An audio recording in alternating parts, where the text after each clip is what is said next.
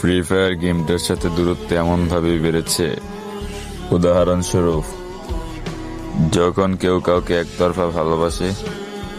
হাজার দেখার ইচ্ছা জাগলেও যেমন দেখার কোনো সুযোগ থাকে না, ঠিক তেমনি গেমটা খেলতে ইচ্ছে ঠিকই করে, কিন্তু দিন শেষে ঢোকারই কোনো সুযোগ থাকে না।